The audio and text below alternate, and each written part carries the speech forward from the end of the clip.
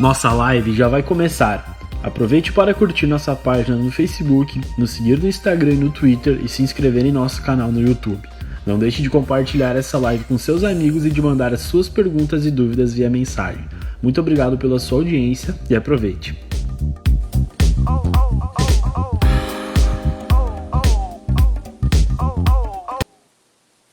Boa noite a todos. Essa é a 8ª edição do Ponto de Equilíbrio, uma iniciativa da juventude do MDB do Rio Grande do Sul nessa época de incertezas e distanciamento social que todos nós estamos vivendo. Quero, inclusive, agradecer primeiramente à Juventude Estadual pela oportunidade que nos dá de fazer esse debate e que a gente deseja que todos que estejam acompanhando aí tenham uma excelente discussão, e o objetivo da live é ter uma interatividade, também conversar com todos que estão participando. Na nossa live de hoje, a gente está recebendo o nosso deputado federal, Márcio Biolchi, e vou aqui um pequeno currículo. Vereador mais jovem, mais votado de Carazinho entre 2000 e 2002, deputado estadual por 3 mandatos entre 2013 e 2014, líder do governo na Assembleia Legislativa em 2008, secretário estadual de Desenvolvimento e dos Assuntos Internacionais de 2008 a 2010, foi eleito deputado federal pela primeira vez em 2015, chefe da Casa Civil do governo Sartori de 2015 a 2017, secretário estadual de Desenvolvimento Econômico, Ciência e Tecnologia de 2017 a 2018, secretário estadual interino de Minas e Energia em 2008, e daí foi reeleito deputado federal na última eleição, agora de 2018, e desde 2019 membro titular da Comissão de Constituição e Justiça da Câmara dos Deputados desde o ano passado, do ano de 2019. Deputado Márcio, é um prazer recebê-lo, seja bem-vindo à nossa live. Esses dias eu até estava assistindo uma entrevista sua com o meu amigo Guilherme Macalossi, na RDC TV, com outro Guilherme também, e eu já avisei ele que eu não tenho a pretensão de ser igual, até porque ele é profissional. Nós estamos aqui para bater um papo, mas para propiciar aí uma boa conversa para quem está nos acompanhando. Boa noite, deputado, seja bem-vindo.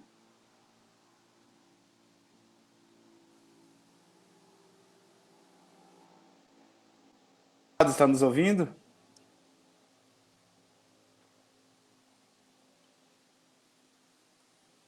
Deputado Márcio, está nos ouvindo?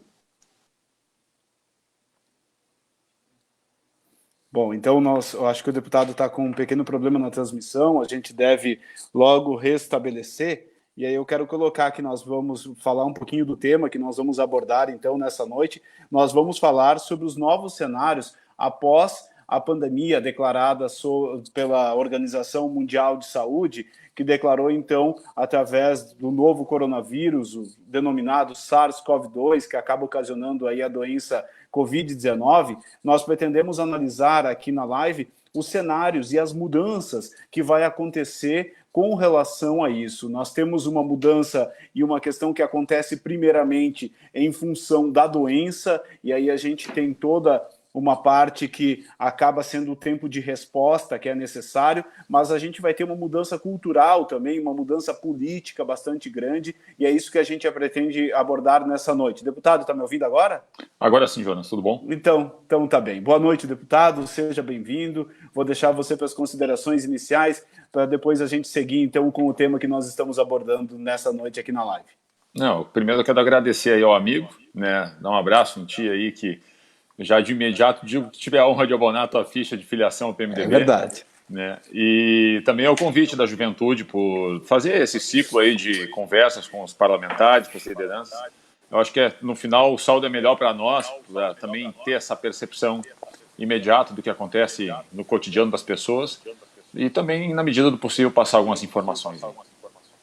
Ótimo. Sabe, deputado, que eu dizia no começo que eu falei com o Guilherme Macalossi e ele me deu algumas dicas de como entrevistar. O senhor esteve recentemente numa entrevista com ele na RDC, mas não tenho nenhuma pretensão de chegar nem perto, porque o Guilherme é profissional e eu estou aqui só para a gente bater um papo.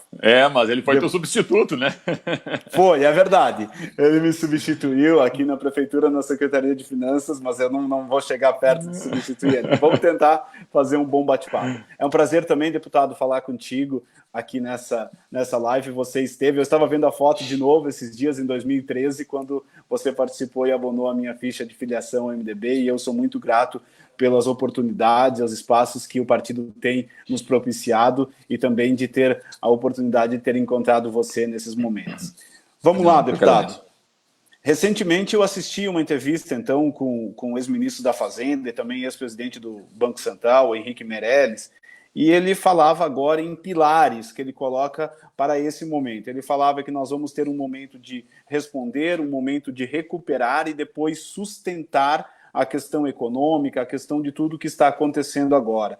A contaminação e a doença, que é o momento que nós estamos vivendo agora, e aí a gente tem muitas informações com relação ao pico, que pode já estar acontecendo, que ainda não aconteceu, que pode ser diferente em determinados lugares. A gente tem a fase de recuperação e a fase de sustentação, que é onde a gente vai ter um papel importante do Estado e também na reestruturação das empresas. Claro que o Estado também agora, com auxílio emergencial e com diversas medidas, também é importante. E o que eu gostaria de trazer nesse primeiro momento, deputado, é que o governo federal ele tem algumas ferramentas, vamos dizer assim, que estados e municípios não possuem. O governo federal tem a emissão de títulos públicos, que é através da Secretaria do Tesouro Nacional. O Banco Central tem a emissão de moeda. Os estados e municípios não dispõem dessas mesmas ferramentas. Então, a gente sabe que o ICMS vai cair, o ISS dos municípios vai cair. E eu vi, deputado, no seu Twitter recentemente que você falava da limitação do valor e do prazo de compensação do ICMS e do ISS a ser feito pela União para estados e municípios. E uma das frases que eu pesquei lá dizia: agora a ideia é aliviar os caixas estaduais e municipais. A medida talvez seja votada nos próximos dias, acho até que está no Senado já, né, deputado? O senhor pode nos dar um panorama com relação a isso, até para as pessoas poderem nos acompanhar?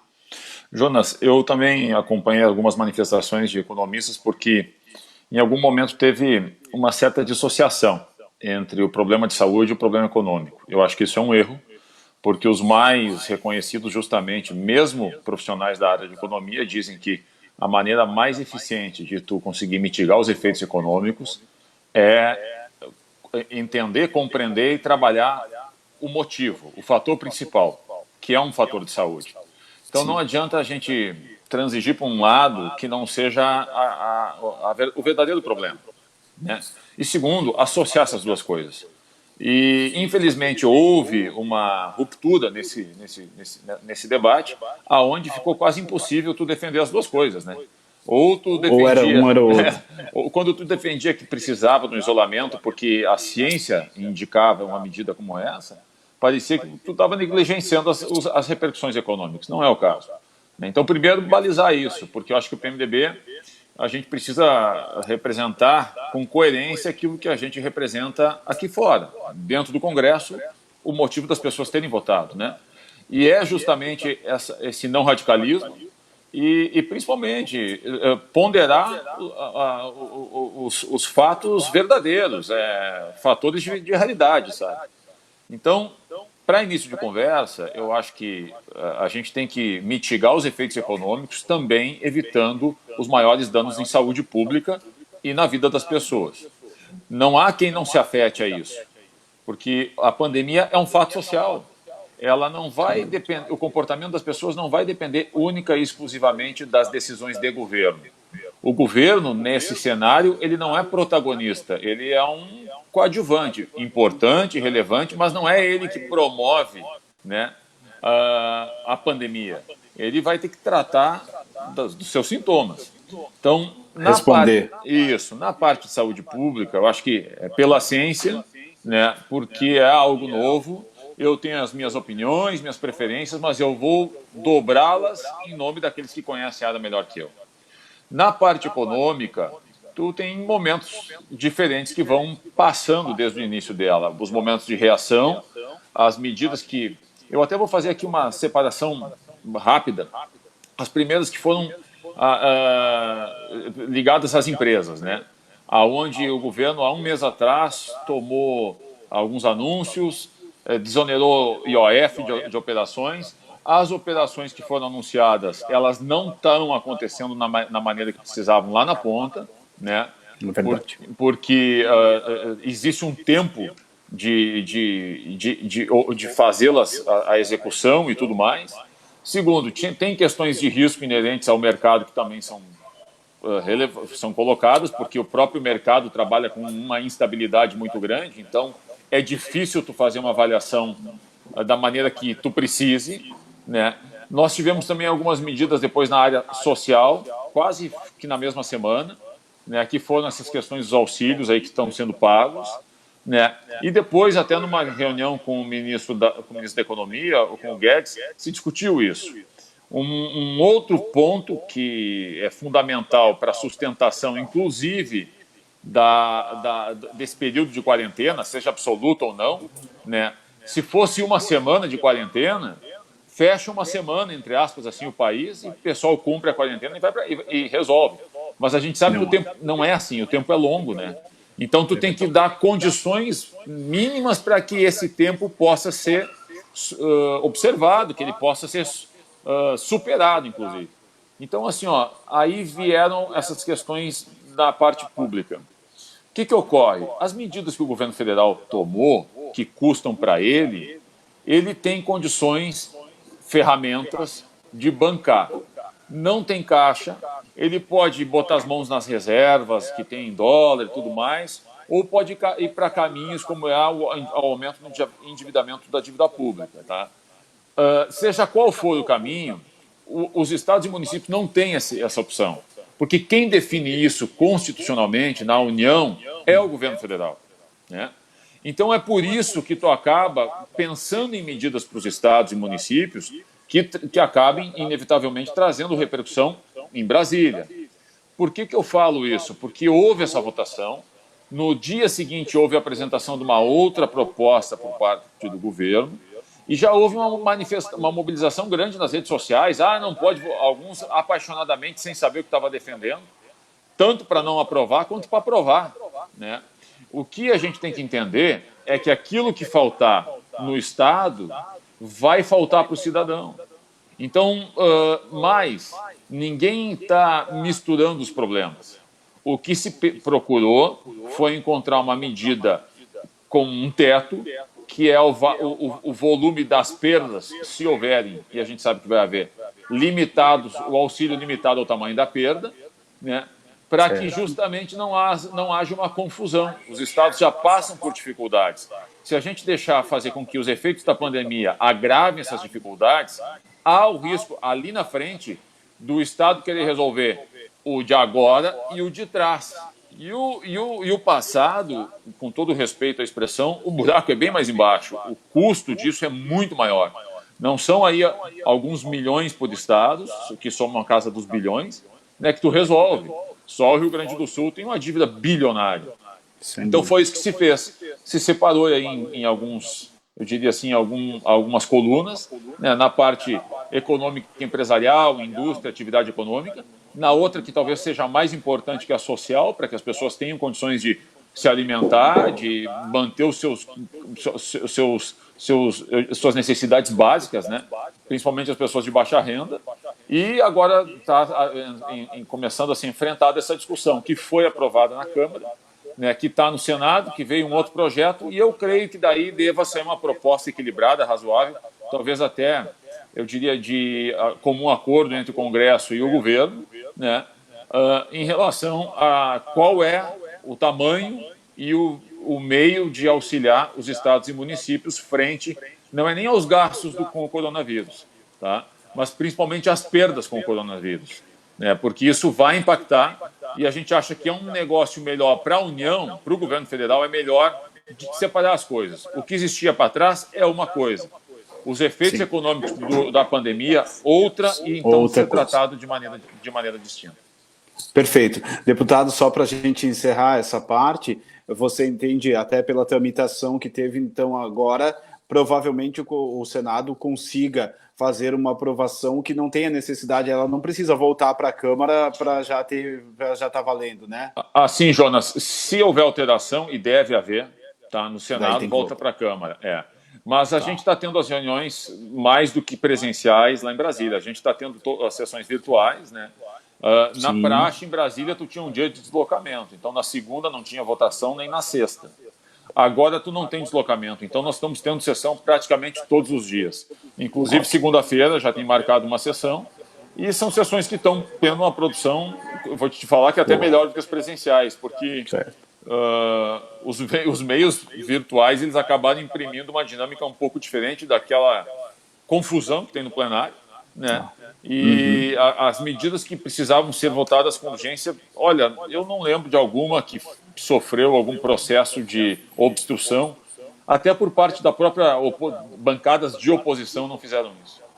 Que bom. E, deputado, até você já falou um pouco sobre isso. O que eu ia falar justamente agora era a questão das linhas de crédito, que foi uma das medidas e das ferramentas apresentadas aí pelo governo federal, principalmente através do BNDES, e eu tenho a experiência de trabalhar em um banco, e a gente sabe que não está sendo fácil a questão da operacionalização, casar a parte que veio através das medidas provisórias com a regulamentação do Banco Central e depois do BNDES, e também com as particularidades de cada instituição financeira. Então a gente sabe que já está chegando aí, dependendo do momento que as pessoas estão nos assistindo, está chegando já a próxima folha de pagamento, e a gente sabe que esses recursos ainda não chegaram para todos os empresários para poder honrar os compromissos do começo do mês. E a gente percebe também que há uma reclamação no sentido de que tenhamos também algumas linhas que não sejam só para a folha de pagamento, né, mas para outras despesas. Você entende que pode ter aí novas medidas também do governo federal através do BNDES ou das suas instituições financeiras que trabalham na ponta, que seria o caso de Caixa e Banco do Brasil, para poder alcançar esses recursos? Olha, Jonas, eu creio que o governo deveria concentrar naquilo que anunciou, né, antes de lançar qualquer coisa nova, porque a operação é o principal gargalo. O BNDES é um banco que estabelece a política, mas não tem balcão, né? Então ele conta lá com o Banco do Brasil, com o Banrisul, com o Itaú, com o Santander. A avalanche de reclamações, de pedidos que eu particularmente recebi por conta da não operacionalização foi muito grande. E claro, a gente com essas dificuldades de comunicação, então procurei o Ministério, e eles mesmos têm algumas dúvidas, ao menos naquela oportunidade que eu conversei com eles, sobre eu diria assim, o arcabouço legal dessas operações. Porque a pandemia passa e depois as explicações precisam ser dadas, né?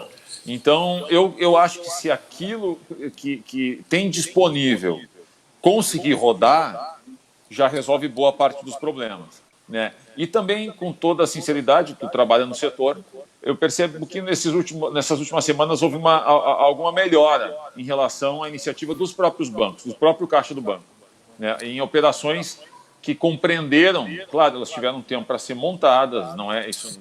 Eu já trabalhei com a agência de fomento aqui no estado, né, isso, o Badesul, fui presidente do conselho lá. Então, tu tem, sim, um período de estabelecer a política e rodar. Isso é comum. E a gente não estava preparado, né, deputado? Não estava. Eu acho que tu tocou num ponto, Jonas, que eu não vou achar culpados, né? Mas é o fator que mais está nos custando, porque a gente está dando exemplo aqui sobre a situação das operações, né? Mas os exemplos de colapso e problemas no atendimento de saúde que já está acontecendo no Brasil, não vou dizer que todos, mas em alguns casos poderia se ter diminuído o tamanho, né, disso que a gente está testemunhando, Manaus, por exemplo, se pudesse ter sido antecipado um pouco. No bastidor, a gente sabe que esse já tinha sido um problema lá no Ministério da Saúde no passado, né, que alertava para isso e demorou um pouquinho para cair a ficha, tá? Então, né, se na parte principal que a gente disse no início aqui da live, que é o motivo do problema, tu já teve um atraso, né, fica difícil tu ter antecipação na mitigação dos efeitos. Sem dúvida.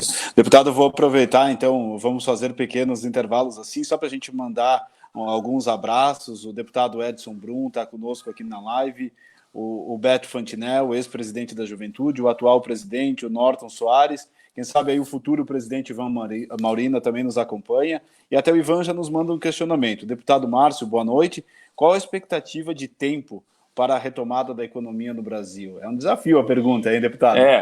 Eu acho assim, tu nunca vai conseguir compensar a perda que nós já estamos absorvendo, entendeu? A gente não sabe também qual é o tamanho da duração, em especial da quarentena. Isso vai manter algumas mudanças que nós estamos implementando hoje, né? Mesmo que amanhã, vou fazer aqui um exercício hipotético, né, Jonas? Se encontre tratamento seguro para o coronavírus, que não se façam mais vítimas fatais, que não coloquem em colapso o sistema de saúde. Eu diria que fosse uma doença assim cotidiana. Alguns efeitos desse período nós vamos continuar com eles para frente. A pandemia ela foi em alguma medida um catalisador, ela acelerou, né, mudanças no comportamento que aconteceriam no médio e longo prazo. E na economia, as perdas não se recuperam. Com toda sinceridade, aquilo que tu está perdendo agora... Foi. Tu pode ganhar depois? Pode, mas tu jamais vai ganhar o que tu ganhar depois, tu ganharia depois e não perderia agora. Então, o que se perdeu agora é prejuízo, né? É perdido. E eu acho que vai, com toda sinceridade, o impacto ainda não tem como ser medido. Se fala em 200 milhões num setor... Esses dias eu vi uma estimativa no setor dos clubes, tá, de futebol, que é um mercado extremamente concentrado no Brasil, mas é um mercado econômico. Sem dúvida. Quem fez o estudo avaliava em 500 milhões a 2 bilhões. Então, tu vê aí a margem de variação aí de 400%. Então, ainda não dá para estimar, né?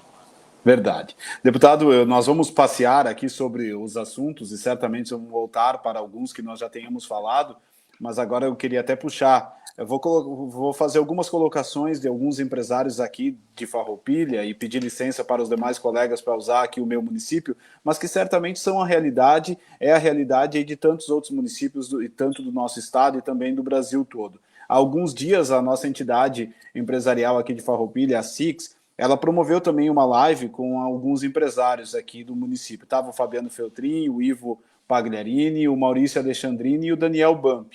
E eles citaram algumas frases para que você também possa fazer a avaliação dessas mudanças, e você já dizia há pouco que tem mudanças que nós estamos fazendo agora e que estamos praticando e que vão ficar para depois também. O Ivo falava, estamos em uma tempestade, ela vai passar, mas a chuva vai ficar por muito tempo. De certa forma, traduz um pouco do que você estava dizendo agora, né? A gente pode até passar por esse período mais complicado, mas a gente vai ter outras consequências que vão ficar por mais tempo, né? O Maurício falou, estamos em uma guerra sem bombas, e talvez isso é a questão que nós não estávamos preparados para esse momento e acaba ocasionando muitas vezes esses atrasos e que não conseguimos responder como gostaríamos, né? O Daniel Bump falou, o mundo será outro depois da pandemia. O Fabiano Feltrin utilizou aqui 3 frases, né? Os líderes e formadores de opinião é o maior patrimônio, o capital intelectual que as empresas têm, o maior patrimônio é os nossos times, e ele fala também, crise, crie. Né? Eu acho que isso é importante também, que a gente possa buscar alternativas para esse momento que nós estamos vivendo. Qual é o seu contato com o nosso setor empresarial nesses últimos tempos também, deputado? E como você vê que está sendo construída alternativas para que a gente possa superar esse momento? Jonas, as frases todas elas retratam em alguma medida o que nós estamos falando, né? E o que eu vejo assim, talvez antes de responder a tua pergunta, se nós tivermos a normalidade da vida social, e aí me refiro, não precisar haver cuidados especiais de álcool, máscara, digamos que em algum período aí, não sei se é um mês ou um ano, que se restabelecesse a vida cotidiana antes da pandemia. Eu creio que muitas mudanças que nós vivemos agora, mesmo que não sejam sociais, elas permanecerão. Por exemplo, né, as ferramentas digitais, talvez até a mudança em alguns mercados de consumo, por exemplo, passagens aéreas, Muitas coisas que antes exigiam eu estar no lugar, agora já não precisa, porque se estabeleceu uma nova forma disso acontecer, né? E bem fala, assim, ó, é algo atípico, né? Nas frases aí que tu mencionou. É um negócio muito atípico, é uma coisa que tu não tem previsibilidade ainda. E os sistemas, seja um sistema de governo, um mercado econômico, seja qual for, não gosta de imprevisão, né? Quando a gente tem um modelo de em qualquer situação, seja social, econômico, político, né, industrial, esse modelo nasce de uma previsibilidade, ele nasce de um passado, de uma repetição de ações, e ele prevê uma repetição, no mínimo um grau de mudança que não o afete no futuro, né? Isso se perdeu com o tal do corona. Então, qualquer definição de futuro é um exercício de adivinhação, né? Ninguém tem a bola de cristal. A única coisa que é previsível, né, é que muitas coisas serão diferentes. Tu vai conseguir pontuar nada. É até um pouco contraditório. A única previsão é a imprevisibilidade nesse negócio, né? É verdade. E sabe, deputado, que numa outra edição da live aqui da Juventude do MDB do Rio Grande do Sul, teve a participação do presidente da Juventude e do deputado Gabriel, e o deputado relatou na live uma situação onde ele tinha uma reunião com o Ministério Público, me parece, sobre um determinado assunto. E ele dizia, numa situação normal, eu e mais 2 assessores, provavelmente um motorista, nós sairíamos da Assembleia, iríamos até o prédio do Ministério Público, e nisso teria a questão do deslocamento, lá teria um estacionamento, teria o porteiro, o ascensorista no elevador, teria uma pessoa que provavelmente, enquanto esperava na recepção, ia servir café, para depois conversar alguns minutos para o nosso quebra-gelo, como a gente diz, para daí, de fato, ir para o assunto que iria ser tratado. E nisso a gente pode contar, quem sabe, entre deslocamento, reunião e tudo mais, 1h30 para uma reunião, quem sabe, muitas vezes de 15 ou 20 minutos. Diante dessa situação, ele acabou fazendo aí com os 2 assessores em cidades diferentes, mais o deputado e o promotor em outro lugar, também da sua casa, resolveram a reunião em 15 minutos. Então, são as reuniões da bancada, viu, Jonas? Assim, né? As reuniões da bancada do PMDB, nós tivemos uma essa semana.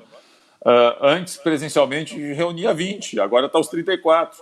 As sessões virtuais do plenário, né, tu olha lá o quórum, era 400, 420, agora é 513, agora é quórum cheio. Por quê? Tem coisas, nem tudo são problemas, né? Tem revelações aí e mudanças que vão facilitar o cotidiano das pessoas. São positivas, sem dúvida.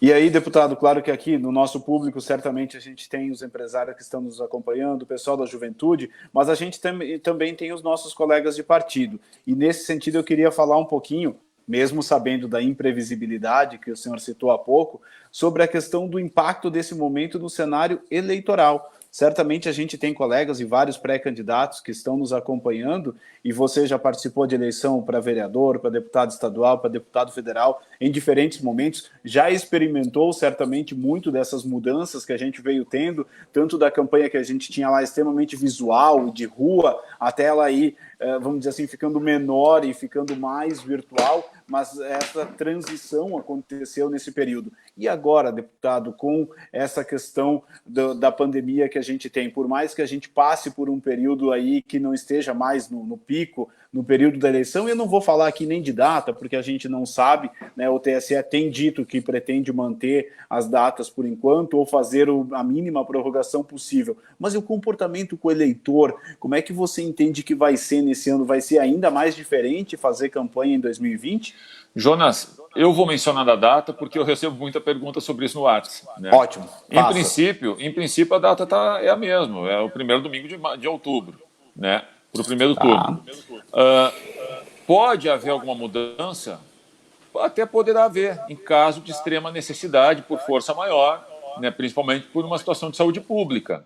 Mas hoje a data é que estava valendo, inclusive todos os prazos que decorrem dela. Sim, verdade. Desincompatibilização e assim por diante. Inclusive das reuniões do partido, das convenções, por enquanto está tudo em pé.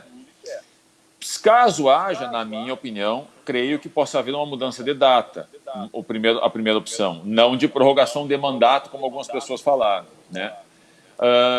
Que seria jogar, daí não fazer eleição esse ano e fazer eleição coincidir com as eleições gerais. Então, creio que isso seja uma segunda opção, mudar a data da eleição, sem mudar os prazos dos mandatos. E em uma hipótese extremamente remota, que eu acho que é muito distante, por motivo da pandemia, fazer uma mudança de ano de eleição, né? E por consequência, também alteração de duração de mandato. Isso já se discutiu na Câmara no ano passado. Eu, particularmente, acho que há aí uma região sombria sobre a constitucionalidade disso, né? Que até nesse caso nós estamos vivendo um período eu diria, de exceção, né? Que tu não consegue manter a normalidade das coisas. Sobre o modelo de campanha, eu diria assim, eu acho que nas eleições últimas de 2018, a gente já percebeu em relação às de 2014 uma diferença muito grande em relação aos meios de campanha, principalmente os meios digitais. É verdade que eu também acho que ele se desgastou muito depois da eleição, porque nós temos hoje um número de usuários maior de falsos perfis do que, inclusive, de pessoas que são de carne e osso. Então, há eu diria assim, um comportamento de indução nas redes sociais que tirou dela muito daquilo que ela tinha num período passado, né? Hoje, tu percebe um grau de radicalismo muito grande nas redes sociais, porque a ponderação não é polêmica, né? Tu não percebe o cara. As pessoas me perguntam assim, vem cá, Márcio, por que tu não faz o vídeo, não fala isso? Eu disse, não, eu defendo isso. Mas não é por isso que eu vou ficar gritando, vou ficar acusando os outros de não defenderem, ou dizer que é uma vergonha, ou isso, aquilo. Eu tenho que resolver o problema, não encontrar uma zona de conforto político para mim, né? E fazer política hoje com responsabilidade e maturidade, eu acho que é muito mais difícil do que eu cair na vala do populismo.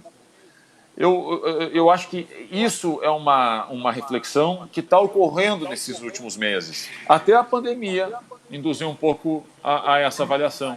Porque tu percebe que o radicalismo está prevalecendo numa situação um pouco esquizofrênica. Em alguns casos, a gente nega a política e bota ela em primeiro lugar, né? Então, a gente vê isso acontecendo no Brasil. Porque a velha política, porque a política não sei o quê, e ela acaba sendo a prioridade do exercício do mandato. Então, não dá para ser assim. Isso não se sustenta. O que se sustenta são verdades, né? Versões, elas acabam sendo compreendidas por um período. Mas se ela não tiver uma realidade sólida por baixo, ela vai ser percebida como uma incoerência, né? Então, eu falo isso, não estou acusando o governo, eu estou falando do mundo da política. Isso, em nível nacional, tu percebe, né? Nos municípios, tu conhece bem, tu percebe em casos também. Tem situações diferentes, Farroupilha é diferente, talvez lá de Itaqui, né? Mas tu percebe que isto tentou se imprimir, esse tipo de comportamento também nos municípios. Então, eu acho que as redes sociais, a internet, ela vai ser, sim, uma ferramenta importantíssima, mas ela também vai ter que ser trabalhada um pouco diferente do que aconteceu nas eleições passadas, né? De uma maneira, eu diria, genuína, né? Verdadeira. Mais propositiva, talvez? Isso, trazendo o sujeito para as tuas razões de verdade, mostrando os fatos como são, né? E não na superficialidade daquilo que é popular, porque muitas vezes aquilo não resolve o problema, né? Tu acaba descartando, colocando de lado uma solução verdadeira, concreta. Então, isso no Congresso a gente percebe muito, sabe?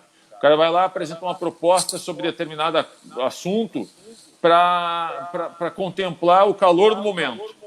Mas o que levou àquela situação não é o que ele está propondo. Tem uma condição muito anterior a isso. Em política, quando a gente dá um exemplo, a chance de se quebrar é grande, né? Mas eu vou fazer isso agora. Prisão em segunda instância. Sou favorável, votei favorável na Comissão de Constituição e Justiça. Mas o problema dessa liberalidade que existe no país não é não cumprir uma prisão em primeira instância? É o sistema recursal brasileiro. Só que é muito mais complexo tu enfrentar o sistema recursal, né? É muito mais complicado tu restabelecer isso do que tu propor um atalho, que aí daqui a pouco até é frágil constitucionalmente. Só que tu arrisca. Eu vou arriscar. Conta comigo, vamos tentar. Ah, mas se derrubar? Bom, se derrubar a gente tenta outro caminho. Com toda sinceridade, a gente pode até pensar assim, agir, mas tu precisa também, de uma maneira paliativa, pensar assim, mas tu precisa enfrentar o problema original, né? É eu querer ficar discutindo só a economia da pandemia e sem olhar a realidade do que está gerando esse problema econômico, que é a situação de saúde, né? Então, só um exemplo aí para me fazer entender, porque quando a gente começa a explicar, eu recebo e tento responder todas as mensagens das redes sociais. E muitas vezes a pessoa se surpreende com a explicação, né? Às vezes vem uma crítica assim, o pau do primeiro ao quinto. E aí eu vou lá e explico o porquê da posição, ou que não é bem assim, né? Tu fez uma pergunta há pouco sobre o auxílio aos estados. Naquela semana eu recebi várias mensagens de gaúchos dizendo que era um absurdo, que tinha que ajudar o governo. Eu disse, olha, eu sou favorável ao auxílio aos municípios e estados justamente pelos teus argumentos. Aí tu explicava. Aí o sujeito dizia, mas eu não sabia que era isso. Entendeu? Por quê? Porque embarcou naquele efeito manada que a gente fala, né? E muitas vezes numa explicação mais superficial, né, deputado? Total. Eu vou fazer algumas perguntas rápidas, deputado, aqui, para a gente até fazer fluir. Quero também mandar o meu abraço aqui para o nosso deputado, secretário Juvir Costella, que está nos acompanhando. Tem também o Zílio Roja, de Caiçara, também está nos acompanhando. O nosso presidente Norton, da Juventude do MDB no Estado, ele pergunta, deputado, teremos um Estado mais intervencionista na economia após o Covid-19?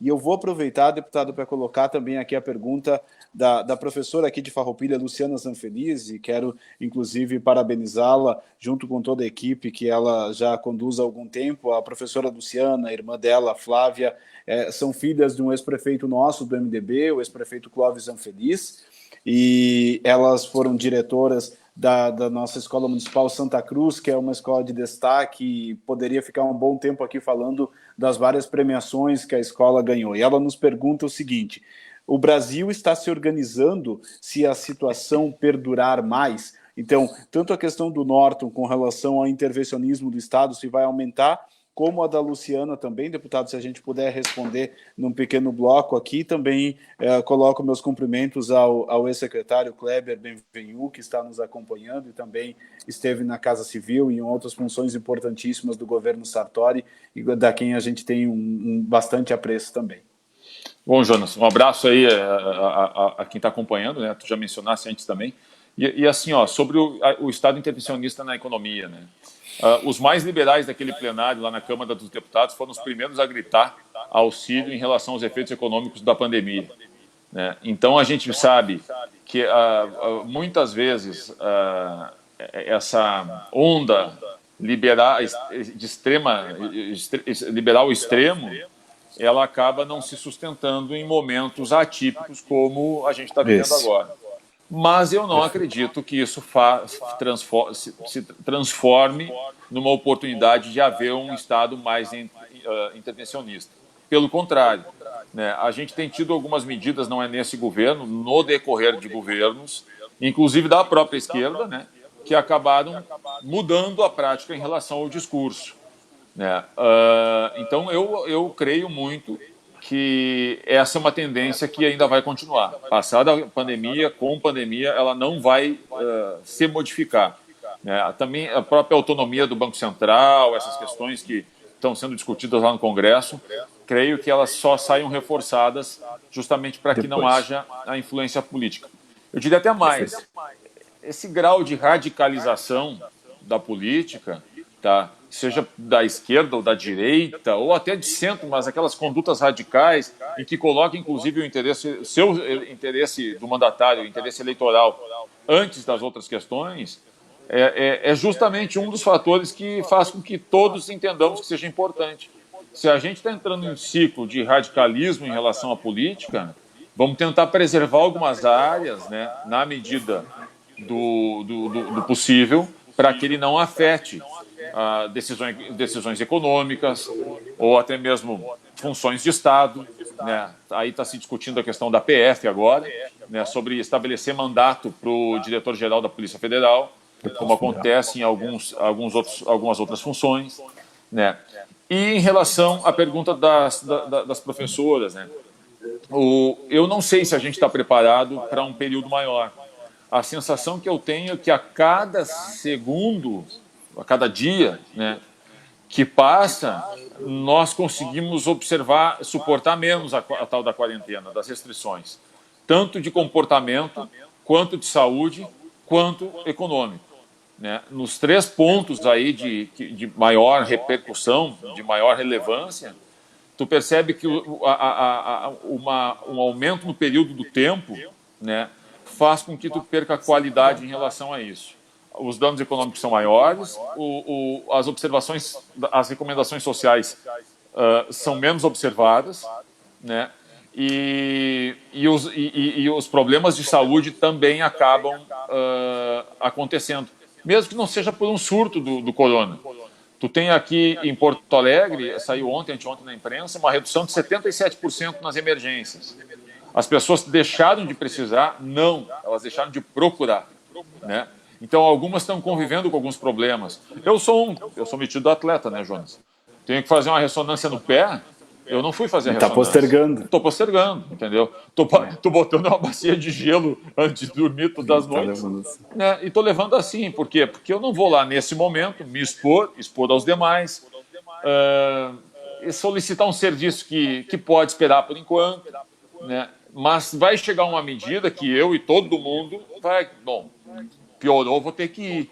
E essa medida vai depender do período da pandemia, porque tu suporta por um tempo. É como vai piorando, né? Vai piorando. É como aquela assim, comparação do trancar a respiração, né? Os primeiros segundos sem respirar, tu vai bem. O problema são os últimos. Perfeito. Deputado, eu vou fazer uma pergunta aqui do Gustavo Alexandre de Bona, que é aqui de Farroupilha, e vem nesse tema, e depois vou fazer também já uma leitura de algumas ações que eu tive a oportunidade de verificar que o senhor já se manifestou nas suas redes sociais, e a gente faz um breve comentário, até para a gente ficar aí dentro do tempo estipulado também. O Gustavo pergunta: eu quero saber qual providências serão tomadas em relação à economia, já que quanto mais passa o tempo e mais para frente jogam o pico. O Estado quebrado, a União com um déficit de praticamente 600 bilhões, com quais recursos planejam dar um start na economia? E aí eu vou trazer aqui algumas informações já para auxiliar. Logo no início da pandemia, a bancada do MDB na Câmara emitiu um manifesto com 8 sugestões de medidas para o governo federal. Boa parte delas já foi aceita e saiu do papel, como o socorro às empresas e aos trabalhadores informais. O projeto que visa suspender a cobrança de contribuições previdenciárias de estados e municípios que não possuem regimes próprios à União. Essa seria uma outra medida. Tem um projeto que permite que estados e municípios utilizem os recursos da cessão onerosa do pré-sal para as ações de combate à Covid-19. A articulação para isentar o IOF de operações de crédito realizadas por pessoas físicas e jurídicas no período da pandemia. A gente sabe que isso, eu tenho presenciando lá no Banrisul também, começou aí no começo de abril, acho que 3 de abril, vai até 3 de julho, a princípio isso. O Guedes já anunciou isso e já está valendo. Inclusive, a gente sabe que o senhor e a bancada participou de uma reunião virtual com o ministro Guedes, o senhor citou um pouco antes isso também, e tratou já de alguns temas com relação a isso.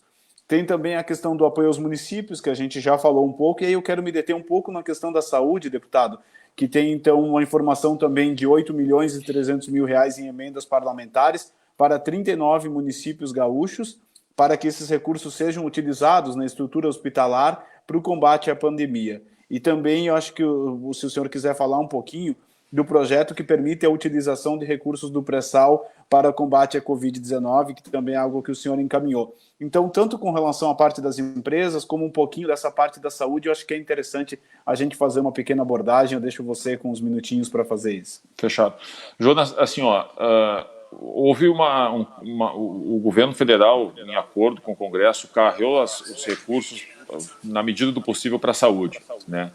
para estruturar, né, um período agudo, um acréscimo de demanda, e isso acabou envolvendo as emendas de bancada, as emendas individuais, os recursos extra-orçamentários, que a gente chama que não são as emendas, né? Então, tudo isso foi carreado como prioridade para essas áreas, para essa área. Não que as outras não terão, mas primeiro essa, porque se a gente, passado da pandemia, tiver condições de suportar os investimentos em outras áreas, que seja feito no decorrer do ano. Segundo ponto, o país já vinha trabalhando num déficit há muitos anos, né? Então, da onde que tu tira o dinheiro para custear qualquer uma dessas medidas? Seja para o cidadão, para a empresa, para o governo, para o Estado, para o município. Como é que tu cobre isso? Só tem, no Brasil, e não é que alguém defenda, mas quem compreende, se tu não tem dinheiro e tu precisa fazer um gasto, só tem um caminho. Controlar o gasto, o que é uma dificuldade nesse país. E segundo, vai ser através de endividamento. Não, o Brasil depois pode até cobrir orçamentariamente, deixar de fazer alguns gastos para cobrir parte desses que estão sendo feitos agora, né? Mas por que se fala isso, e é algo que é ruim falar, não é politicamente correto falar, né? Por que se fala isso? Porque se tu endividar 10 bilhões agora, ou 1 trilhão, só estou exemplificando, existe uma chance muito grande de tu evitar um endividamento, uma perda econômica maior ali na frente. É mais ou menos que nem aquele troço de investir em saneamento para não ter problema em saúde, sabe? Se tu deixar de fazer, não vou fazer porque eu não vou gastar. A chance de te custar muito mais do que tu iria gastar. Para remediar depois, né, deputado? Para remediar a demanda e também os efeitos econômicos, né? Porque vamos lembrar o que nós falamos aqui às 7h07 da noite. Tu mencionou o Meirelles numa reunião e eu usei ele como referência. Os economistas mais renomados do país, se tu ouviu o Paulo Guedes, ministro da Economia do governo Bolsonaro, ele diz: primeiro tu tem que resolver o problema da pandemia. Nós não vamos resolver o problema econômico sem administrar o problema da pandemia, o motivo. Não adianta tu escorrer para o lado, não adianta tu fugir do motivo. Então, se a gente deixar de endividar, deixa de investir agora para contrapor o motivo, vai te custar muito mais ali na frente. Mais caro. Então, só para responder, porque nós gostaríamos de ter uma saída mais honrosa, né? Não, bota a mão naquele dinheiro ali, naquele dinheiro lá. Isto vai ser feito num segundo momento, que é uma revisão orçamentária. Tirar de poderes, de gastos que poderia se ter e tudo mais. Não é que vai ser uma voluntariedade fazer, vai ser necessário fazer. Até eu vou aproveitar, deputado, se você me permite, porque tem uma pergunta bem nesse sentido do Cláudio, e aí eu não sei se eu vou acertar o sobrenome, mas Schwartz, e ele pergunta bem sobre isso, diminuição de gastos que será necessário fazer, e até ele coloca da possibilidade de diminuição dos salários dos 3 poderes. Se isso é uma especulação ou se vai ter essa necessidade. Estava aqui planejado para fazer, então uma partezinha dela eu vou aproveitar a tua fala para que a gente possa comentar, quem sabe. Eu creio que essa revisão de gastos ela vai acabar ocorrendo por necessidade, entendeu? Vai fugir da vontade da decisão do deputado, do Congresso ou do governo. Porque como o gasto aumentou muito, né, e o tempo de desembolso dele também ficou muito curto, porque são medidas emergenciais, é obrigatório que tu tenhas que fazer essa revisão depois. Pode virar uma oportunidade, porque também ninguém deva ser insensível a isso, né? Ou deveria. Sim. Afinal de contas, todo mundo tem que dar sua cota de contribuição. E aí eu entro na segunda parte da pergunta dele. Poderes, tal. Vem se tentando votar no Congresso medidas que reduzam gasto, inclusive que passa por questões salariais e tudo mais. A própria Câmara já andou reduzindo aí alguns milhões aí nesse período, né? Agora, preciso ser sincero, aquilo é um exercício democrático, não adianta o seu Márcio, a bancada querer, já manifestamos que a gente dá acordo, mas a gente tem que tentar construir com todos os afetados, né? E isso não é fácil, Jonas. Não é. Tu não consegue realizar, até tu pode realizar num primeiro momento, mas aí o efeito não se sustenta. Tu corta 10 de um lado, se o sujeito não tiver engajado nessa medida, esses 10 que tu economiza, que tu corta de um lado, ele gera lá do outro, né? Essa foi uma discussão que, inclusive, me perdoem aqui fugir um pouco do assunto, mas nós vivemos muito no governo do Sartori, que era a questão do duodécimo dos poderes, né? Sim. A gente enfrentou isso, votamos uma PEC, fizemos 28, 29 votos, quase aprovamos, faltou 2, 3 votos. E essa era a discussão na época, que não era necessário apenas aprová-la, a gente precisava aprovar, não com unanimidade, mas com algum grau de compreensão, né? Para que não se anulasse os efeitos dela. Não, eu não digo nem derrubar na justiça, é que se ela valesse, daqui a pouco, por algum outro instrumento, né, que existem tantos, está aí o Kleber, que está nos ouvindo, o Bevenhu, que foi chefe da Casa Civil, tu economizava assim de um lado, mas deixava o flanco aberto para que isso se compensasse de um outro, gastasse 100 a mais de um outro, tivesse, entre aspas, assim, um prejuízo do outro. Então, isso é um sistema complexo, tu não vai fazer ele numa decisão individualista, e desculpa a expressão também, né? Muito menos gritando na rede social, numa postura denuncista. Aí tu não constrói nada. Então, a gente já teve um levantamento da Folha de São Paulo, tá, que a bancada do PMDB foi pesquisada sobre essas questões, fundo eleitoral, redução de gasto e tal, e lá foi publicado, com quem eles conseguiram perguntar, acho que foi unânime, sinceramente eu não lembro de todos os deputados, mas dando acordo dessas questões. A diferença é que a gente precisa fazer acontecê-las, não cada um pegar o discurso e ficar fazendo na internet. Deixa eu aproveitar, perfeito, deputado.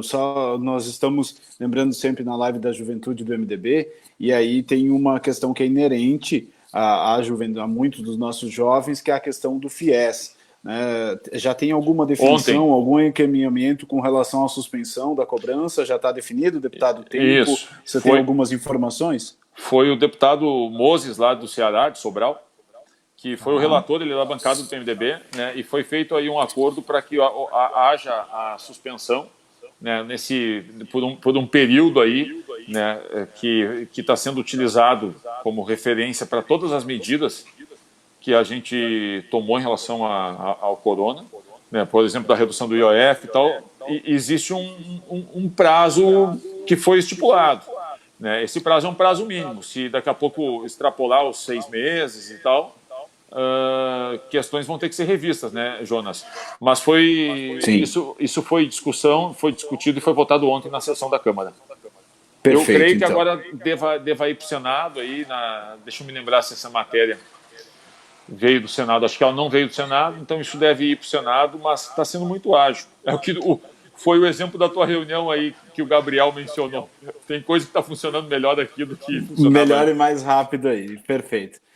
Deputado, eu queria falar um pouco também sobre a questão do governo federal, embora eu confesso que eu comecei a escrever um pouquinho há uma semana atrás alguns tópicos e agora já estão completamente ultrapassados, né?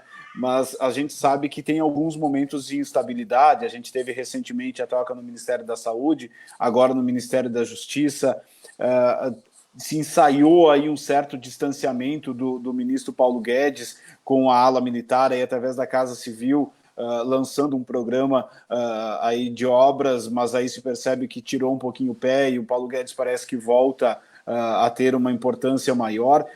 Bem rapidamente, assim, deputado, qual é a sua visão sobre isso? Você acha que tem uma tendência agora a ter uma pacificação nesse sentido, ou a gente pode ainda ter um clima um pouco mais tumultuado, e quanto que isso também acaba influenciando em todas essas ações que nós estamos falando? O bom seria, né? Ter uma pacificação, mas a gente já percebeu que esse filme é de aventura. Perfeito. Então, tua leitura é igual à minha. Ficou nítido que houve um afastamento assim, em relação a algumas decisões do governo, que inclusive tangenciavam a parte econômica do Ministério da Economia, né? Criou um desconforto, tal do Pró-Brasil não ter a representação do Ministério, a presença do ministro, eu acho que evidenciou isso. E, por outro lado, desagou lá no Ministério da Justiça, né? Foi-se o Moro, e no dia seguinte o presidente alegou, confirmou que a presença do Guedes na economia é necessária e que essa bola está com ele. Com toda sinceridade, Jonas, eu acho que isso é um ponto central do governo.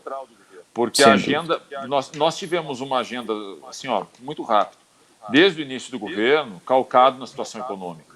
O ano passado, o Congresso votou, por exemplo, a reforma da Previdência, onde não teve 513 votos favoráveis, mas os 513 deputados diziam, eu sei que precisa. Até a oposição discursava que sabia que a reforma era necessária. E aí, no jogo legítimo da política, dizia, não essa, né?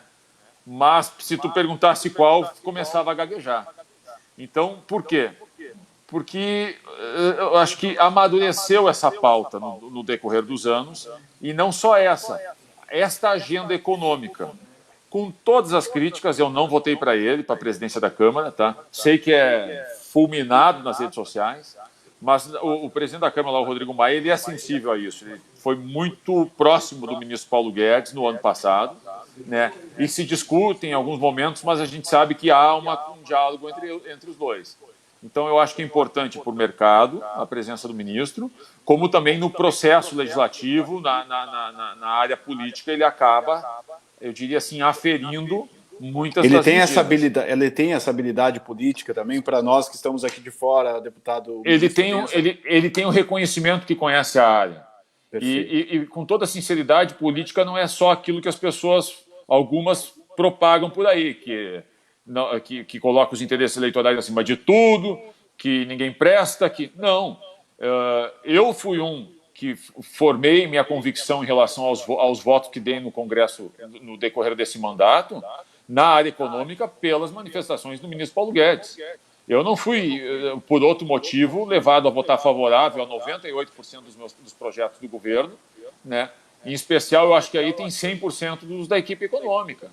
Não foi por outro motivo, senão um reconhecimento. É aquilo que eu disse antes. Eu posso ter a minha opinião, minha dúvida,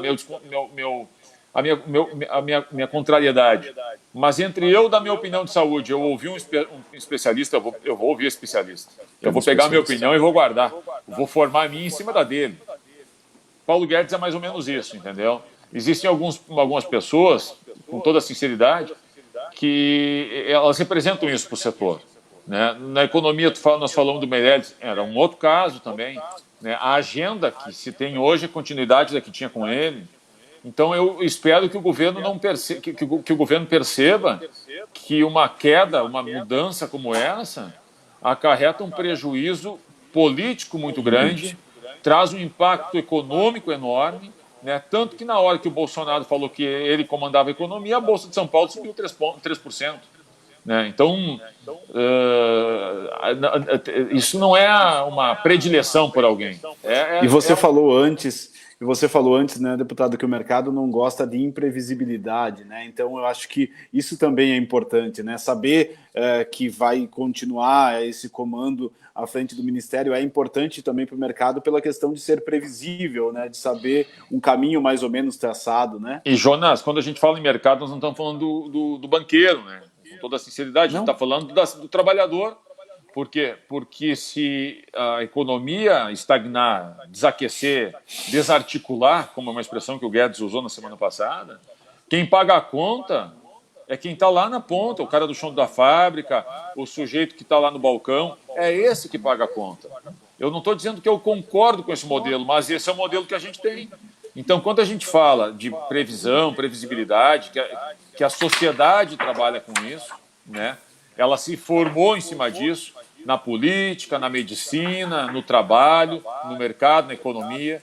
Então, isso impacta. Agora, a pergunta que tu fez lá atrás é o seguinte: isso vai ser mantido? Bom, meu filho, aí tu sabe, né, que pode virar o funcionário do mês mais amado ou mais odiado, aí depende.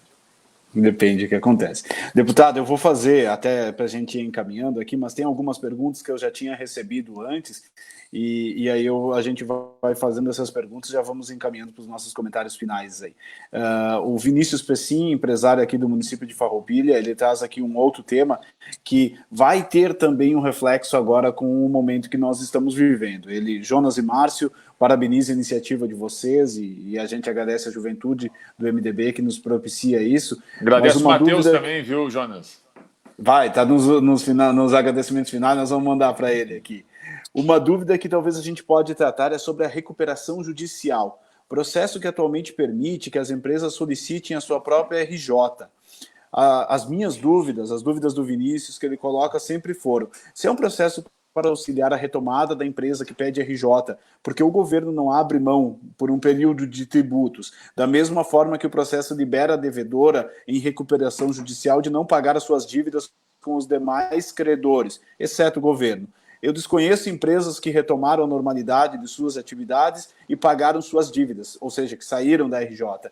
Porém, na prática, o que aconteceu foi aumentarem suas dívidas e ainda nesse processo de recuperação que é moroso, burocrático e nem sempre transparente para seus credores, qual a opinião sobre o efeito cascata que esse tipo de processo gera, arrastando também sérias dificuldades e até mesmo a falência dos credores das empresas que entram em RJ, muitas vezes quando tem independência. Feito cascata. E talvez agora a gente vai ter, infelizmente, né, muitas empresas que vão acabar entrando nesse processo de recuperação judicial e, como você disse, com o efeito cascata acabando levando outras. Então, um pequeno comentário para o Vinícius, que está nos acompanhando também. Deputado, se o senhor puder fazer. O Vinícius já teve, inclusive, em contato com o seu gabinete em outros momentos. O ex-prefeito Bareta já acompanhou também algumas demandas.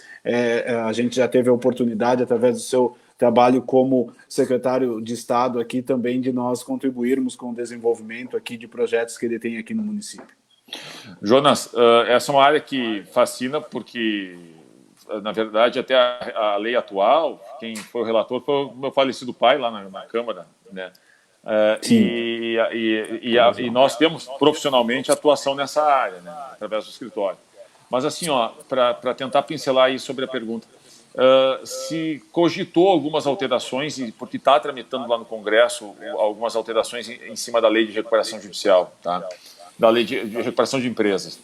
E mudando alguns prazos, estabelecendo essa parte da cobrança tributária. Só que houve uma ação do governo para que essas alterações fossem pensadas à parte da situação da pandemia, que não entrasse nessa agenda emergencial.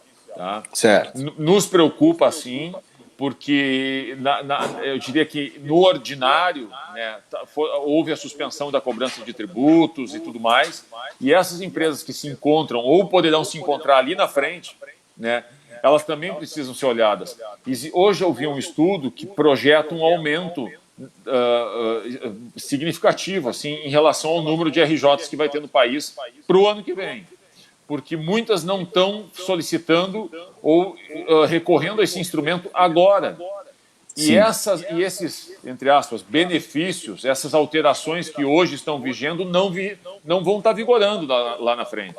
Então, essa era uma discussão que estava tentando se fazer como caminho para debater esse assunto agora, para fazer as alterações necessárias. Né? Existem países que fizeram legislações específicas para o tratamento de recuperação por causa da pandemia. Né? Tem projeto protocolado em tramitação, deputado? Tem. É que daí projeto tem vários. Né? Vários. Mas existe um projeto que trata da alteração da lei de recuperação de empresa, tá? E existem propostas que estão sendo apresentadas em cima desse projeto ou legislação esparsa, tá? Projetos autônomos, né? Em relação a essa questão de tributação, de prazo também de pagamento para os credores e tudo mais. Então, até a semana retrasada tinha a ideia de tentar discutir isso agora, mas eu percebi que é muito provável que não se misture aí na agenda com esse momento. Nesse momento. Nós vamos ficar em contato, né, deputado, e tendo depois desse momento que nós vamos superar. Já fica, inclusive, o nosso compromisso para conversar aí com o Vinícius e outros empresários aqui do estado que tenham isso. Vamos manter esse diálogo aberto, quem sabe até um contato do gabinete para que a gente possa manter essas informações. Quando superarmos essa pauta de agora, a gente vai tratar desse assunto certamente. Eu vou fazer aqui uma rodada de abraços. Nós temos o Rafael Canal, a Vanessa Martins Moraes da Silva, Janete de Carne Ribeiro, Carlos Caco, a Nívia Souza, Magda Maciel Bueno, o Cláudio, que a gente citou antes, o Galileu Ondenberg, Adalberto Ondenburg, tá, é nosso fotógrafo, né? É o retratista do povo. Isso aí. Adalberto Pegoraro, que é nosso vereador de Seberi, o Fabrício Moraes, o Bibi e o prefeito de Liberato Salzano, Gilson de Carne, que estão também nos acompanhando aqui, mandando um abraço ao senhor deputado. Eu vou fazer aqui... Por favor, pode dar. Dá para dizer que eu conheço todos aí que estão nos assistindo. Todos, né? Os fãs estão acompanhando. Deputado, eu tenho aqui uma pergunta também agora que é um pouquinho fora, e talvez se nós não estivéssemos discutindo a questão da pandemia, nós estaríamos falando sobre um outro problema que ele acaba ficando por baixo, vamos dizer assim, principalmente no Rio Grande do Sul, nesse momento, que é a questão da estiagem. Né? E aí eu tenho aqui tanto a Mary Basso e também o Justino Biazuz, que trabalham nessa área, eles estão colocando aqui a estiagem que atinge o sul do país. A mídia em nível nacional ou regional agora fala só de coronavírus. Enquanto isso, os dias passam, a chuva não vem, o agravamento da falta de água aumenta. A gente tem a realidade aqui de Farroupilha, nós estamos às portas, por exemplo, de iniciar um processo de racionamento, né? Talvez alguns municípios também estejam nessa situação. Agricultores que perderam safras inteiras na nossa região na colheita da uva, a maioria com financiamentos bancários, e que tem que começar de novo a plantar, começar a nova safra, né? Fazer todo o processo que a gente tem com relação a isso. A pergunta é: o governo lembra de que está provendo o alimento, né? Então, e quais seriam as medidas que estariam sendo tomadas? E aí eu já entendo a sua dificuldade de responder, né, deputado, porque diante de todo esse cenário, o senhor já citou isso muitas vezes, o encaminhamento para isolar o assunto, para não abranger ele demais, mas aí a gente tem essa particularidade, eu não sei dos outros, mas no Rio Grande do Sul tem. Como é que o senhor enxerga isso? No sul do país, né, Jonas? Hoje dá para dizer que no sul do país está tendo esse problema. Mas, assim, por questão de justiça, né, eu preciso destacar que a atuação da bancada gaúcha nesse assunto, como um todo, entendeu? Os 31 deputados e os 3 senadores. Através da bancada daqui, como a Santa Catarina e Paraná também estão fazendo, né, a gente está conseguindo fazer com que a ministra da Agricultura seja, talvez assim, sensível e um instrumento dentro do governo para levantar as repercussões. Porque se nós não tivéssemos a pandemia, não é talvez, certamente o assunto era esse. Né? Inclusive não só aqui no sul do país, mas em nível nacional, porque as perdas que nós estamos tendo econômicas nessa região são muito grandes, são significativas. O maior índice econômico que mais impacta a economia no Rio Grande do Sul é o índice pluviométrico, que é o índice de chuva, mais do que câmbio, mais do que qualquer coisa. Então, assim, a bancada está com isso na mão. A gente já conseguiu alguns avanços, mas eu preciso dizer com muita honestidade que também há uma dificuldade, porque o governo está envolvido num outro assunto, né? Que é mundial, que é latente, que está em chamas, da situação da pandemia. Mas eu creio que com um pouco de paciência aí nós vamos conseguir sensibilizar as áreas do governo, principalmente as medidas econômicas de renegociação, de instrumentos para que essas pessoas possam renegociar os seus financiamentos, né? E principalmente manter a condição de que façam os novos para o próximo plantio e safra. Então, assim, tem uma certa dificuldade, mas eu estou um tanto confiante ainda em relação à ministra da Agricultura, porque ela tem um compromisso com isso, né? Ela se dedica, não por ser amiga, não por conhecer, e com um pouco de apoio, né? Ao invés de ficar cobrando ela, com o apoio que nós estamos dando, acho que a gente consegue chegar em outras áreas do governo que ultrapassam os limites do Ministério da Agricultura e que acabam definindo as medidas que podem ser tomadas. E você acha que, nesse caso, tem condições de trabalhar de forma paralela ao assunto principal, né, que é o coronavírus? Sim, é o que a gente está tentando fazer, né, Jonas? Infelizmente fica embaixo desse assunto, não é nem paralelo. Sem dúvida. Ele perdeu, não por causa dessas bancadas, mas por uma agenda de governo, ele perdeu espaço, né, nessa agenda, ele perdeu talvez velocidade em relação ao que poderia ser feito, mas eu acredito que a gente vai conseguir alguns avanços em relação à estiagem que está acontecendo na metade sul do país. Perfeito. Também ficamos, né, deputado? Eu vou ficar com esse compromisso e com o nome das pessoas que nos contataram aqui, e também já digo outras que talvez tenham mandado questionamentos que a gente não consiga fazer no dia de hoje. Nós vamos trabalhar em conjunto aí para depois posicionar. Até assim, ó, não só na parte da produção, né? Hoje mesmo a gente estava discutindo na bancada gaúcha sobre redes de água, porque existem problemas de abastecimento em algumas cidades. Então, não é apenas a parte de produção, de plantio, né, agrícola, mas até de subsistência de comunidades no interior. Então, hoje mesmo na bancada, né, nós estávamos falando sobre isso, através da Funasa, está se fechando, talvez a semana que vem, a gente já vai ter um anúncio em relação a ações através da Funasa, que é um órgão ligado ao governo federal, para a destinação de recursos de poços artesianos e redes de água, num curto prazo aqui no estado, porque lugares que nunca precisavam agora também estão precisando disso. Perfeito. Deputado, vou trazer aqui um comentário, e como eu disse, nós não vamos conseguir fazer todos, e que bom, porque a gente está tendo uma boa audiência, tanto dos colegas do partido, as pessoas dos nossos municípios, do estado, empresários que estão nos acompanhando. Vou colocar apenas aqui o comentário do deputado Edson Brum. Parabéns à JMDB pelo trabalho que está fazendo, oportunizando a discussão de vários temas e com várias lideranças participando com suas opiniões. Sucesso ao Jonas e ao deputado Márcio nesta live. Eu vou, deputado, só voltar, a gente falou um pouquinho sobre saúde antes, e aí vem aqui, Biolk indica 8,3 milhões de reais para a saúde de municípios gaúchos. Para fortalecer as políticas de combate ao coronavírus de municípios gaúchos, o deputado federal Márcio Biolk está destinando 8 milhões e 300 mil reais para 39 cidades. Os recursos são oriundos de emendas parlamentares impositivas e deverão ser aplicados exclusivamente nas áreas da saúde.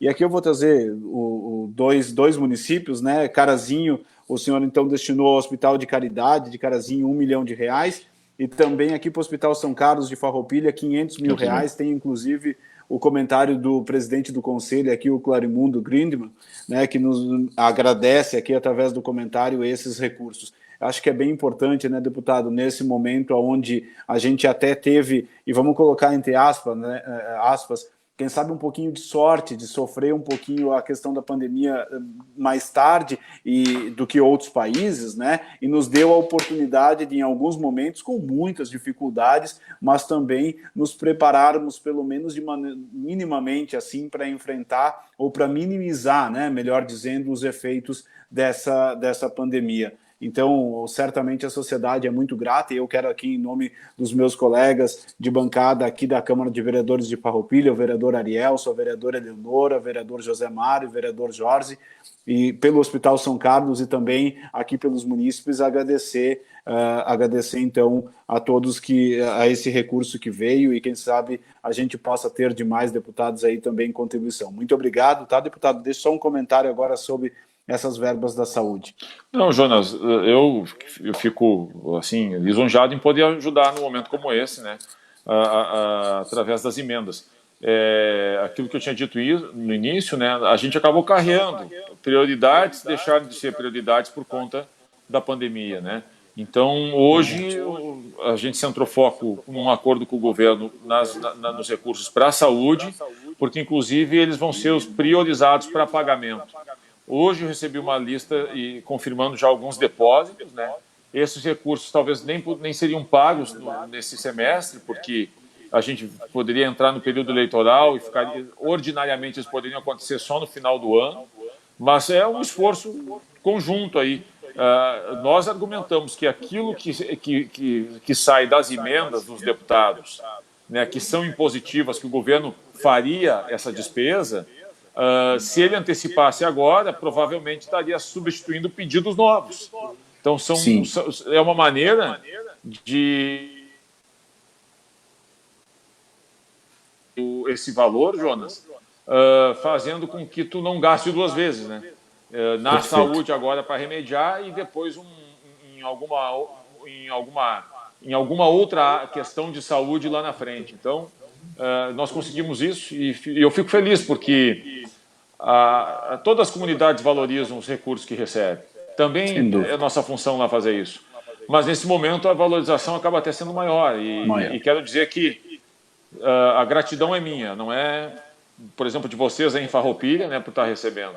E não consigo atender a todos, mas quem trabalha lá no gabinete, faz parte do nosso time, sabe que a gente abre o jogo, né, organizadamente vai mostrando como que a gente faz para aos pouquinhos contemplar aí a maior parte do nosso estado através desses recursos. Perfeito, deputado. Eu quero também dizer que a gente fica até como ente político, né, e querendo sempre trabalhar pelo menor da nossa sociedade, torcendo para que a gente passe o mais rápido possível e minimizando todos os efeitos por esse momento que a gente passa, até para que a gente possa voltar a discutir assuntos no geral e que, como você disse, eles continuam existindo, a gente só está postergando muitos problemas, né? O MDB aqui em Farroupilha fez administrações marcantes junto com parceiros, principalmente o Partido Progressista, onde a gente conseguiu reunir tanto a questão do desenvolvimento social e do desenvolvimento econômico. E então eu acho que a gente vai ter um grande desafio na geração de emprego quando isso tudo passar, que é uma marca dos governos do MDB e dos partidos parceiros. A gente sabe que a habitação também é um grande desafio que a gente vai ter que voltar a enfrentar logo ali na frente. E vamos enfrentar esse ano com todas essas dificuldades. Você imagina, deputado, que até Caravaggio, né, o Santuário de Caravaggio aqui em Farroupilha, que tem a terceira maior romaria do Brasil, né, terceiro maior centro de fé do Brasil. A gente vai ter a Romaria agora do próximo dia 26 de maio, no mês que vem, virtual, sem presença de público. Então a gente torce aí e também fica na torcida para que a gente possa passar esse momento o mais rápido possível. Eu quero, deputado, ir encerrando, eu quero agradecer ao presidente da Juventude do MDB do Estado, Norton Soares, ao secretário-geral, Ivan Maurina, aos demais integrantes da Juventude, o Natanael, que está aqui na parte técnica, nos ajudando. Eu quero agradecer aqui também ao presidente da Juventude do MDB aqui de Farroupilha, o Matheus, que me ajudou, inclusive, o Matheus Paim, que me ajudou a estar presente e nos propiciou esse bate-papo que a gente tem aqui, aos meus colegas de bancada, e especialmente também para o nosso presidente do MDB de Farroupilha, o Ademir Bareta, e deputado, ele me propiciou no seu governo, quando com 26 anos eu tive a oportunidade de participar da Secretaria de Finanças aqui de Farroupilha, e muitos temas que eu estou falando hoje, um pouco do que a gente pôde debater, é fruto desse período e dessa oportunidade que eu tive naquela época, há pouco mais aí de 10 anos. Então a gente fica bastante grato. Eu quero agradecer o Bareta, que está nos acompanhando, inclusive, e que também tem realizado um trabalho importantíssimo através das ações do seu gabinete aqui no município e também na região, intermediando esses recursos. Deputado, um prazer falar contigo. Acho que nós teríamos assunto aí para falar bem mais tempo, né? Quem sabe agora seja mais corriqueiro nós fazermos esse tipo de conversa. Tem algumas perguntas ou comentários que não deu tempo, mas eu fico com o compromisso de intermediar junto com a Juventude Estadual e o seu gabinete. A gente vai mandar esses questionamentos e certamente vai ter o seu compromisso também para que a gente possa responder, nem que uma ligação, através de um comentário, depois a gente responde que não teve tempo de a gente fazer na live de hoje aqui. Prazer, deputado, muito obrigado pela sua participação, te deixo com a palavra final. Jonas, eu que agradeço também, saudar o Norton, né, o presidente da Juventude, e me permito, através dele, saudar aí a toda a executiva, ao pessoal que nos ajudou aqui na parte da agenda da organização e tal. Mandar um abraço aí ao pessoal de Farroupilha, né? E agradecer muito quem está ouvindo aí, tanto o deputado Edson Brum, o secretário e deputado Jovir Costela, o prefeito Gilson, o ex-prefeito Zílio, tantos e tantos, os vereadores, Fabrício lá de Candiota, enfim, ouvi vários, tá? E só não vou mencionar um por um, senão nós tínhamos combinado terminar às 8h10, senão vou até às 9h30. E assim, vamos passar, é verdade. Achei, além de ser uma conversa de trabalho importante, né, acaba nos dando a chance também de através da live, da mídia social, tu conjugar essa parte que é a atuação parlamentar, a atividade política, né, abrindo um pouco de uma maneira mais informal do que cotidianamente a gente faz. Então, as perguntas que não foram feitas, se lá na frente desejar, a gente pode fazer uma outra conversa, fico disponível, né? Também algumas sugestões que possam vir, podem ter certeza, através dos nossos canais, sempre chega na minha mão, eu acabo recebendo, então também fico à disposição, e fico feliz de tantos e tantos aí que poderiam estar fazendo às vezes aqui nos nossos lugares, né, Jonas, de poder estar eu aqui contigo. Fico feliz porque se o Bareta se orgulha de ter bem influenciado aí, né, na tua atividade política, eu também me sinto orgulhoso de ter participado da tua filiação, né, mostrando que a política tem espaço para pessoas que gostam da área sem abrir mão de fazer com responsabilidade. Então, eu acho que isso é um valor que, em alguns momentos, até quem executa, né, ficou na dúvida se era o caminho, porque não é fácil tu fazer isso de uma maneira responsável, séria, né, não caindo no canto da sereia de ser, como eu disse antes, há meia hora atrás, mais superficial. Então, fico feliz de te ver nesse caminho, né, e pode ter certeza que são esses espaços que hoje tu está ocupando, amanhã outro que tu acaba bem influenciando vão ocupar, e certamente muitos que estão aqui nos ouvindo podem estar no meu lugar, no lugar de alguns colegas, para que a gente dê prosseguimento, né, a um processo maduro, responsável, que ajude realmente a resolver os problemas, né, que enfrente a verdade através da solução e não através da retórica fácil. Então, eu que agradeço muito, né, ao convite, e fico inteiramente à disposição aí. Fico feliz em te rever, e nós só tínhamos que dar um jeito aí de botar todo mundo junto. Esses dias, na reunião, nós usamos o Zoom como plataforma. Sim. Nós estamos fazendo as sessões da Câmara pelo Zoom, tu consegue enxergar os 500 ali, cara. Todos. Tudo. Então, quebra muito o gelo do dia a dia do terno e gravata no plenário, né, porque tu acaba criando uma intimidade que, às vezes, presencialmente não se tem, né, através das ferramentas que a gente está usando agora. Então, agradeço muito e deixo um abraço aí para todo mundo. Pode sempre contar comigo. Muito obrigado, deputado. Eu que agradeço a oportunidade de nós participarmos de novo, e quem sabe essa iniciativa da juventude a gente possa continuar e aumentá-la, né, com algumas sugestões aí para a gente participar até mais pessoas. Certamente vai ser muito bacana, e como a gente disse há pouco, parece que realmente vai ser uma prática a partir de agora, a gente aproximar as relações através de ferramentas como essa. E eu já quero convidar, antes de encerrar, quero convidar quem está nos acompanhando para a 9ª edição do programa Ponto de Equilíbrio. Vai ser na próxima terça-feira, dia 5 de maio, também às 19 horas, aqui na página da Juventude do MDB do Rio Grande do Sul. O tema vai ser Turismo, fonte econômica para sair da crise. O nosso convidado especial vai ser o Evandro Mosquen, vice-prefeito de Gramado, e o entrevistador vai ser o Thiago Batata, suplente de vereador de Rio Pardo. Então, todos convidados para a próxima terça-feira para acompanhar também essa live. Novamente, deputado, muito obrigado a quem nos acompanhou. Até a próxima, um grande abraço. Valeu, Jonas, até logo. Até mais.